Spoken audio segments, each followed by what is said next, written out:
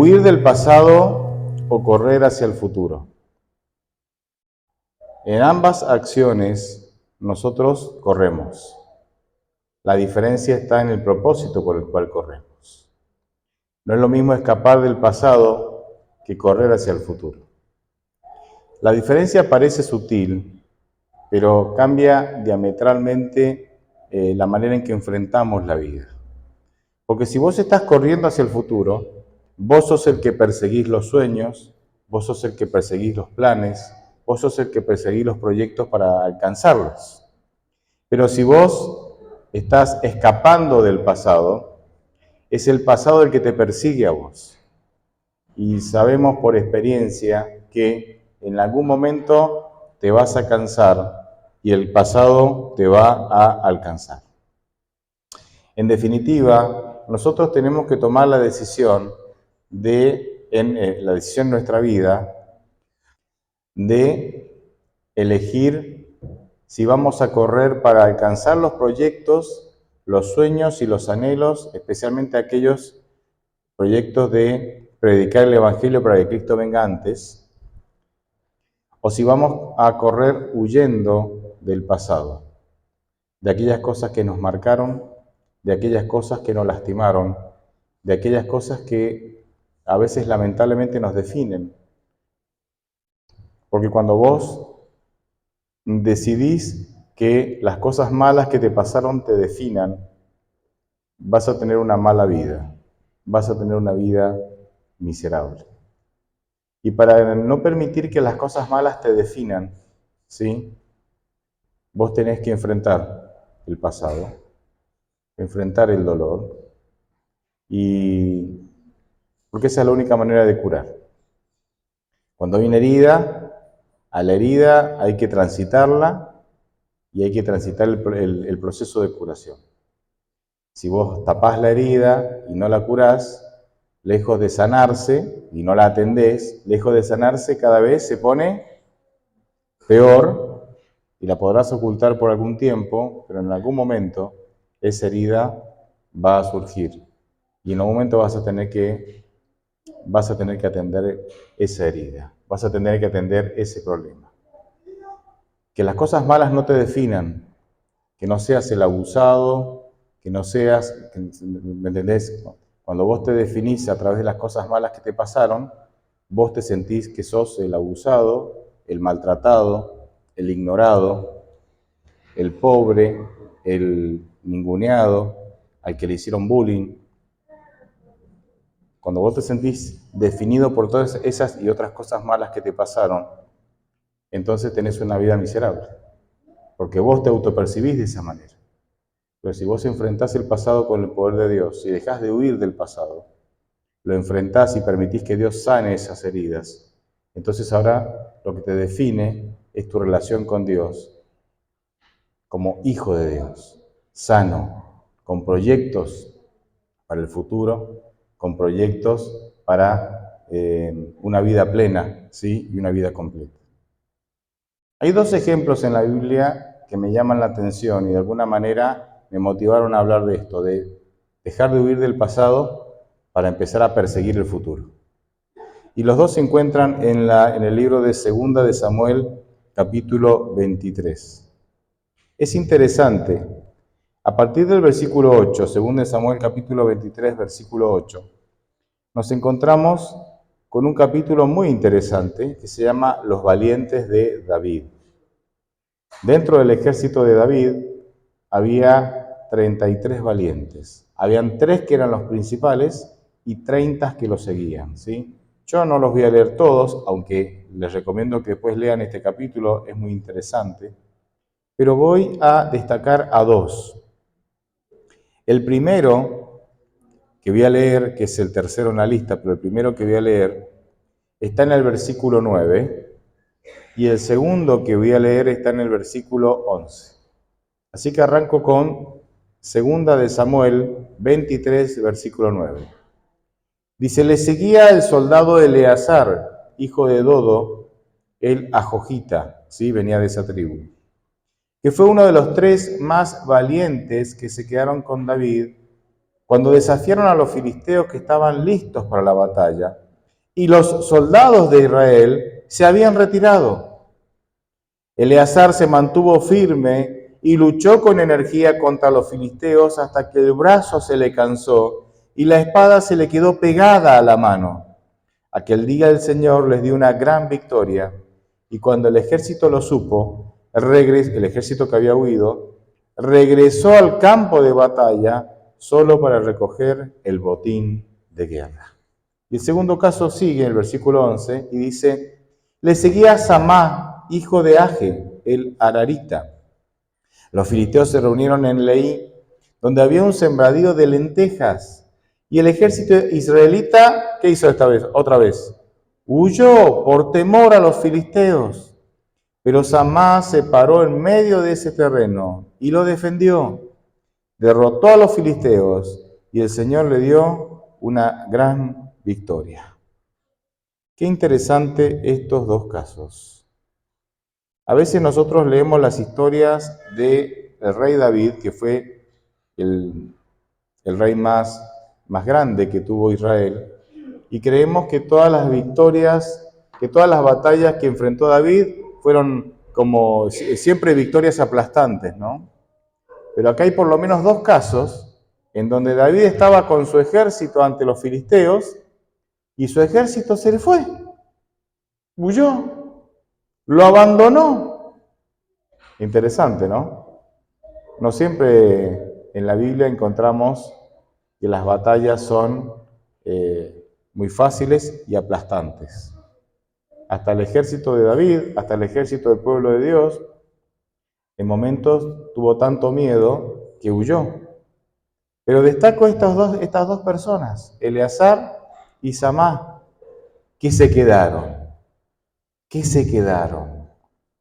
El primero dice que se plantó ahí, luchó y que tanta fuerza puso en apretar el puño, la empuñadura de su espada, que se le acalambró la mano de tal manera que después no la podía abrir. Terminó la batalla y la espada le había quedado pegada en la mano. Y me gusta lo que dice a partir de ese hecho. Termina la batalla, él enfrentó a todo un ejército de enemigo, salió vencedor, dice que Dios le regaló esa victoria, ¿sí? Y aquí hay una gran lección. Las victorias se logran cuando vos enfrentás la batalla. ¿Me entendés, no? Cuando colportábamos, decíamos, esto es una verdad que me acuerdo cuando colportábamos, ¿no? Que decíamos, las victorias se alcanzan cuando uno sale y toca las puertas para ofrecer la literatura. Nadie va a venir a tu casa a decir, vendeme. Había que salir a la batalla, había que enfrentar el desafío y entonces Dios te regala la victoria, pero hay que salir. Y el texto dice que cuando el ejército escuchó que Eleazar se había quedado, dijo, che, no es que todos teníamos miedo, Eleazar se quedó. Y se volvieron. Pero cuando volvieron, solo se encontraron con la realidad de que tenían que recoger el botín de guerra. Porque ya la victoria Dios se la había regalado a Eleazar, que había decidido quedarse y no huir. Igual pasa con Samá. Dice que el ejército volvió a tener miedo y huyó. Se fue, salió corriendo. Pero él se quedó en medio del campo de lentejas. Es interesante este dato, ¿no? Da ese dato en medio del campo de lentejas. No les vamos a regalar las lentejas a los filisteos. Son nuestras. Se que amaban las lentejas estos chicos, ¿no? Y dice que defendió y venció a todo un ejército. Que Jehová le regaló esa victoria también. Es muy interesante. Y estos dos pasajes, estos dos ejemplos, me dieron pie para hablar esto de que en algún momento nosotros tenemos que dejar de huir. Todos nosotros huimos de algo. Todos. Seguramente no lo sabes vos, no lo vas a decir, Seguramente huís de experiencias negativas del pasado que te definen, como dijimos al principio. Seguramente huís del propósito o podés estar huyendo del propósito que Dios tiene para tu vida. Dios te dice, yo tengo este propósito para vos, tengo este plan para vos, pero a vos ese plan no te gusta, no coincide con los tuyos. Y huís de esos propósitos. ¿Como huyó quién? Jonás. Y conocía el plan, pero él huyó, ¿no? Todos huimos de algo. Todos huimos de miedos. Cuando vos le tenés miedo a algo, huís de eso, ¿no? Hay un dicho popular que dice, el que se quema con leche, ve la vaca y huye. ¿Lo sabían o no lo sabían? Uno huye de los miedos, ¿sí? De los miedos. Nosotros huimos de aquellos que tememos. O sea, todos nosotros estamos huyendo de algo, ¿sí? O de algunas cosas. Pero hay un momento en donde vos tenés que parar y enfrentar. El ejemplo que leímos es de que estos dos hombres, en primer lugar, eran siervos de Dios. En segundo lugar, eran soldados de Dios, ¿sí? Y en tercer lugar, se aferraron al poder y a la victoria que Dios les había prometido y se quedaron. Y el texto dice que Dios les regaló la victoria. O sea, Dios no te pide que vos enfrentes los miedos del pasado, los traumas del pasado o los desafíos del presente, que no. Dios no te pide que los enfrentes solo. Él ha prometido estar con vos. Él ha prometido darte su fuerza, su sabiduría, su discernimiento para que vos puedas enfrentar los desafíos que te persiguen. ¿Me entendés? Es como que Dios quiere que dejes de ser perseguido y seas vos el perseguidor. Vos persiguiendo tu futuro. Vos persiguiendo el propósito que Dios te ha dado para alcanzar ese propósito. Y dejar de huir de los miedos del pasado. Los hijos de Dios somos personas que tienen que ser como Eleazar o como Samá. Personas que enfrentan para forjar el futuro, para perseguir los proyectos. Y no personas que huimos del pasado, porque el pasado te va a alcanzar. Nadie es tan atleta, por decirlo de alguna manera, para poder huir del pasado, ¿sí? Así es que Dios nos anima a que nosotros enfrentemos los miedos con su poder, con sus recursos. Y no es malo tener miedo. Los cobardes tienen miedo y los valientes también. No es que el valiente no tiene miedo. La diferencia es que el valiente, a pesar del miedo, se anima. Y se anima porque sabe que es la voluntad de Dios que tiene que enfrentar esa tarea y sabe que Dios está con él. Entonces, avanza a pesar del miedo. El miedo bloquea. Alguno de estos días voy a compartir algún tema sobre el miedo. El miedo bloquea. Ese es muy interesante. El miedo bloquea. ¿Y sabés lo que me dejan contarle una pequeña metáfora? ¿Sí? Esto no pasó, chicos. No digan, ay, el pastor anda diciendo, no, esto es una metáfora nada más. ¿Saben lo que es el tiempo de los cavernícolas? ¿Sí? Segundo momento cultural, entonces. El tiempo de los cavernícolas es lo que los antropólogos, los que estudian la historia del hombre, a través de la cual ellos creen que el ser humano, ¿sí? El ser humano vivía en cavernas cavernícolas, ¿no? Ahí está la relación, ¿no? Después te metes en Google, pones cavernícolas, ahí te vas a enterar. Era una vida muy primitiva, y se vivía de la caza, de la pesca y de la recolección, ¿sí? Una vida muy primitiva. Hay imágenes, así como obviamente las imágenes que vas a ver en internet son imaginación del que las dibujó, porque no tenemos imágenes. Pero bueno, se cree que el hombre pasó por una época así, en su desarrollo. Por lo menos algunos creen eso. Entonces había un hombre que vivía con su familia en una cueva. Salió de la cueva, un día sale de la cueva porque tenía que buscar alimentos, tenían hambre, y se encuentra con un gran mamut. ¿Saben lo que es un mamut? Es un elefante muy grande, de pelo largo. Hoy no lo vemos porque ya se ha extinguido, ¿sí? Pero un elefante muy grande, de pelo largo. Y entonces, obviamente, el mamut es un animal peligroso Y entonces este hombre le dio miedo, ¿y qué hizo? Este cavernícola le dio miedo, ¿y qué hizo? Se metió otra vez dentro de la cueva. Pero claro, seguían teniendo hambre. Así que el segundo día, sale otra vez de la cueva a buscar comida y se encuentra ¿con qué? Con otro mamut. Y le dio miedo. Entonces, ¿qué hizo? Se vuelve a meter a la cueva, pero el hambre no desaparecía. No desaparecía. Entonces al tercer día vuelve a salir y se encuentra otra vez con el mamut y dice, bueno, algo hay que hacer acá, porque tengo hambre y hay un mamut para comer ahí, ¿no? Pero ¿quién se encarga del mamut? Así es que, tras una estrategia, dijo, bueno, observó los movimientos del mamut, ¿sí? Intentó discernir cuáles eran sus debilidades. A través de piedras, fabricó armas con piedras para poder intentar cazar el mamut.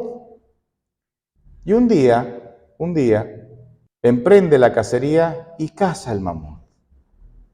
Así que él y su familia comieron durante mucho tiempo. Imagínense, mucha carne ahí, mamut, ¿no? Pero un día no había heladera, así que se come hasta cierto punto, después la carne se descompone, hubo que volver a cazar. Sale de la cueva porque tenían hambre y se encuentra con el mamut otra vez. ¿Y qué sentimiento surgió? El miedo, es un animal peligroso. Pero esta vez también vio un conejo. Oh, los conejos no me dan miedo, dijo el cavernícola. Así que cazó el conejo y comieron el conejo. Claro, no es lo mismo comer un conejo, que una familia coma un conejo, que coma un mamut. Hay una gran diferencia. Al día siguiente volvieron a tener hambre, salió de la cueva mamut y conejo. El mamut me da miedo, el conejo no. Cazó el conejo. Pero el conejo no satisfacía las necesidades de la familia. Y él se empezó a sentir mal.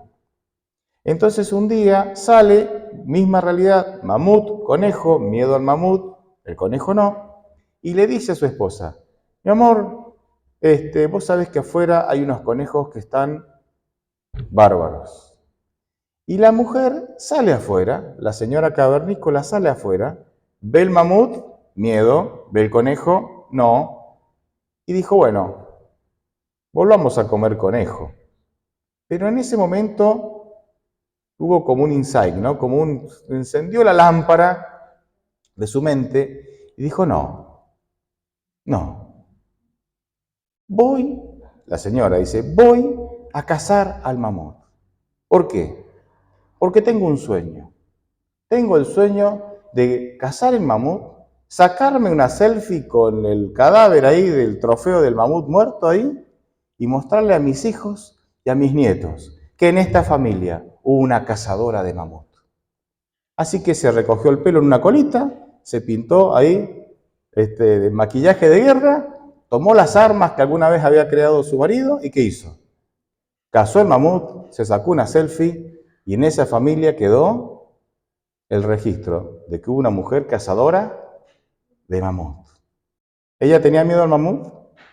Obvio.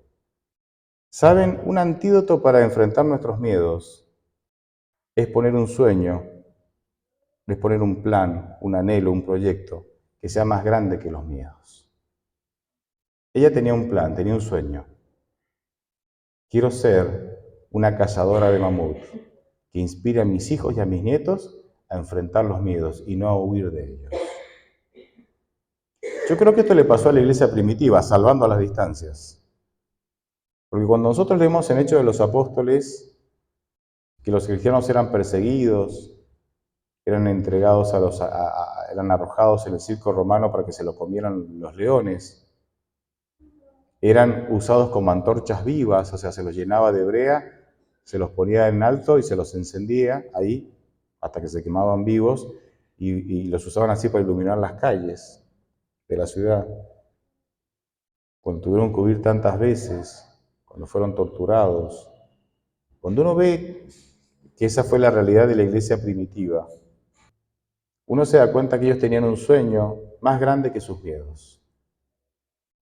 El sueño de servir a Dios, el sueño de predicar el Evangelio, El sueño de conocer a Cristo en la vida eterna, de estar con Él, era más grande que cualquiera de los miedos que tenían al ser cristianos en una sociedad que aborrecía y perseguía el cristianismo. Así que vos no tenés que huir de tus miedos, vos tenés que enfrentarlos con el poder de Dios. Y Dios está ahí para que vos salgas victorioso. Dejá de correr siendo un perseguido y empezá vos a perseguir los sueños que Dios tiene para vos. Ahora, esto va dentro de la línea individual. Podríamos también aplicar este concepto desde lo institucional como iglesia. Nosotros como iglesia podemos poner el énfasis en diferentes puntos. Podemos poner el énfasis podemos poner el énfasis en huye del pecado, huye del mundo, huye de las malas compañías, huye, huye, huye. ¿Está bien o está mal eso? ¿Es un mensaje correcto o incorrecto? Es correcto. No vamos a someternos innecesariamente a tentaciones y a situaciones que nos pueden hacer ¿qué? Pecar. Pero la otra cara de la moneda es que, como dice Mateo 16, la iglesia fue diseñada por Dios para atacar el reino de Satanás y las puertas del Hades. ¿El Hades qué es lo que es? ¿La casa de quién? ¿El reino de quién? El reino de Satanás. Y las puertas del Hades no soportarán, dice, no prevalecerán ¿el qué? El ataque de la iglesia. ¿Entienden? Por un lado, nosotros tenemos que sí huir de situaciones que pueden no ser beneficiosas en nuestra vida, que pueden hacernos pecar, pero por otro lado, la iglesia fue diseñada para atacar el reino de la muerte de Satanás. Dice que las puertas de ese reino no soportarán el ataque de la iglesia. Cristo presenta a la iglesia como una iglesia vencedora. Los dos mensajes son correctos, pero hay que ver dónde pongo el énfasis yo. Si el énfasis es huir, huir, huir, huir, finalmente yo siempre termino corriendo, perseguido ¿por quién? Por el pecado, por la tentación, por las malas influencias. ¿Por qué no ponemos el énfasis en enfrentar? Enfrentar con el poder de Dios lo que tenemos que enfrentar. Y salir victorioso con el poder de Dios y sacarnos una selfie, ¿no? Ahí. Y contarles a nuestros hijos y a nuestros nietos que en Cristo todo lo puedo, ¿o no? ¿No dice eso Filipenses 4:13? ¿Todo lo puedo? En Cristo que me fortalece. Entonces, ¿dónde está el énfasis? ¿En huir? ¿O el énfasis está en enfrentar con el poder de Cristo? Yo sueño con una iglesia victoriosa. Y para eso yo tengo que ser victorioso en Cristo. Y cada uno de nosotros tiene que ser ¿qué? Victorioso en Cristo. Es un cambio de paradigma. El paradigma es el modelo, ¿verdad? Es el modelo que tenemos en nuestra mente. Es dejar de sentirnos víctimas de las circunstancias para enfrentar con el poder de Dios y ser victoriosos a las circunstancias. El mundo, nuestra sociedad, promete que vamos a estar bien cuando las circunstancias cambien. O sea, vos estás mal porque tenés una enfermedad, porque tenés un mal matrimonio, porque tenés problemas con tus hijos, ¿sí? Y entonces el mundo te ofrece el mensaje de Disney, ¿no? Ya les dije, no se dice Disney, se dice Disney. Chicos, estoy aprendiendo. El mensaje de Disney, que es, para ser feliz tenés que seguir tu corazón. Hacé lo que te gusta. Si tu matrimonio está mal, listo. De abandonar a la bruja o al sapo ese que tenés de marido. ¿Me entendés? Si tus hijos, bueno, que se vayan y que hagan su vida, déjenme. ¿Me entienden, no? O sea, el mundo dice que vas a ser feliz cuando las circunstancias sean buenas. Y yo no digo que no hay que esforzarnos para vivir circunstancias buenas, eso está bien. Pero en este mundo no siempre va a ser así, no siempre se va a poder. La propuesta de Dios es cuando yo soy victorioso en Cristo, puedo tener victorias aunque las circunstancias no cambien. Por eso cuando vos vas a Hebreos 11, te encontrás con este paradigma, con este modelo. Porque Hebreos 11 del 1 al 6 define lo que es la fe. Del 6, la segunda parte, del 7 en adelante, Dice, menciona a todos aquellos que obtuvieron grandes victorias por medio de la fe, venciendo, cerrando boca de leones, apagando fuego, soportando el horno ardiente, ¿me entiende? Como estos chicos, Eleazar y Samá, uno venciendo ejércitos de cientos.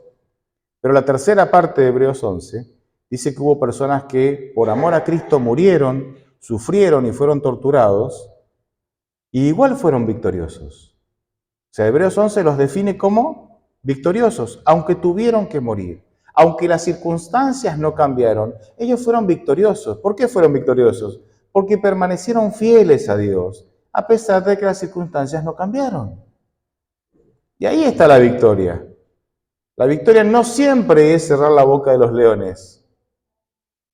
La victoria muchas veces es que a pesar de que enfrentaste a los leones y no prevaleciste sobre los leones, nada ni nadie quebrantó tu convicción de amar a Cristo y seguirlo hasta las últimas consecuencias.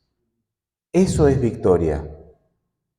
¿Ustedes creen que Satanás, qué sabor de boca le queda a Satanás cuando logra, en el peor de los casos tal vez, cuando logra matar a un hijo de Dios, pero ese hijo de Dios muere creyendo en Cristo, testificando del amor de Dios y muere fiel? ¿Qué sabor de boca le quedará? Sí, está bien, lo matamos, pero no hay sabor a victoria. Porque lo que Satanás más quiere no es tal vez destruirte, sino que lo que Satanás más quiere es que seas un cristiano infiel.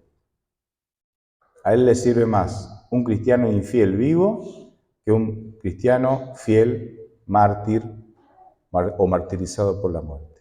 Obviamente, a él le sirve más un cristiano infiel vivo.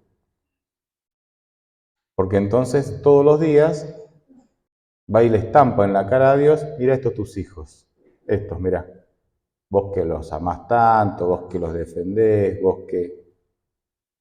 Pero Dios no te deja de amar porque vos seas infiel. Dios sencillamente viene, toca la puerta de tu mente cada mañana y te invita a tener una experiencia nueva con Él. Una experiencia nueva que te permita ser ¿qué? Fiel. Fiel a pesar de todo. Fiel a pesar de las pruebas. Yo te invito a que dejes de huir de aquellas cosas que tenés miedo. Yo te invito a que puedas buscar el propósito que Dios tiene para tu vida y abocarte a cumplir ese propósito. Posiblemente tengas que renunciar a algunas cosas y posiblemente tengas que incorporar otras, pero te aseguro que a pesar de que es un desafío, no hay mejor experiencia en el mundo que saber que estás transitando la vida cumpliendo con el propósito que Dios tiene para vos. Ojalá podamos seguir todos los días esa dirección. Amén. Amén.